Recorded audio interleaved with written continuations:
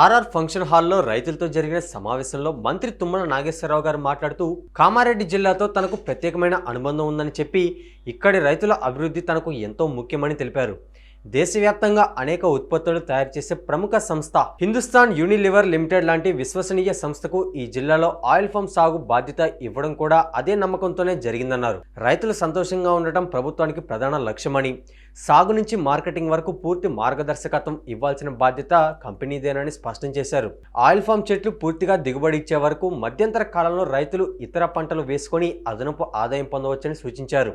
ఇటీవల కేంద్ర మంత్రితో మాట్లాడిన సందర్భంలో తెలుగు రాష్ట్రాల నుంచి దొడ్డు బియ్యం సేకరణ సాధ్యం కాదని తెలిసిందని కూడా ఆయన వివరించారు. రాష్ట్రంలో ప్రతి జిల్లాకు ఒక్కో కంపెనీకి ఆయిల్ ఫామ్ సాగు బాధ్యత అప్పగించి అన్ని జిల్లాల్లో ప్రాసెసింగ్ ఫ్యాక్టరీలు నిర్మాణంలో ఉన్నాయని మంత్రి తెలిపారు.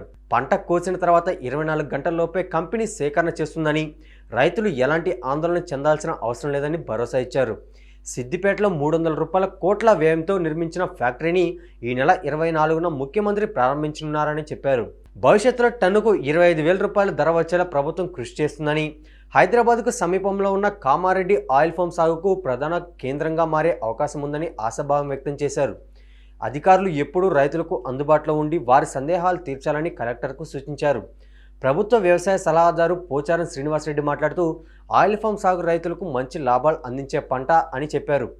ఏ పంట వేయాలో రైతులకు పూర్తి స్వేచ్ఛ ఉందని, అయితే అప్పుల బారిన పడకుండా లాభదాయకమైన పంటలను సూచించడం తమ బాధ్యతని వివరించారు. ఒకప్పుడు ఖమ్మం జిల్లా ఆయిల్ ఫామ్ సాగులో ముందంజలో ఉండేదని గుర్తు చేశారు. మంత్రి తుమ్మల గారి ప్రోత్సాహంతో అశ్వరావుపేటలో 60 టన్నుల సామర్థ్యంతో 90 కోట్ల రూపాయల వ్యయంతో ఫ్యాక్టరీని ఏర్పాటు చేయడం వల్ల అక్కడ సాగు విస్తీర్ణం 20,000 ఎకరాల నుంచి 1,50,000 ఎకరాలకు పెరిగిందన్నారు. ఆయిల్ రికవరీ ఆధారంగా కేంద్ర ప్రభుత్వం ధర నిర్ణయిస్తుందని తెలిపారు. అన్ని ఖర్చులు తీసివేసిన తర్వాత ఎకరానికి 1.50 లక్షల నుంచి 2 లక్షల వరకు ఆదాయం వచ్చే అవకాశం ఉందని చెప్పారు.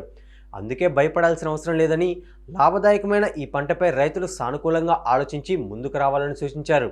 కార్యక్రమంలో వ్యవసాయ శాఖ అధికారులు, జిల్లా కలెక్టర్, ఎస్పీ, హార్టికల్చర్ అధికారులు, కంపెనీ ప్రతినిధులు, రైతులు పెద్ద సంఖ్యలో పాల్గొన్నారు.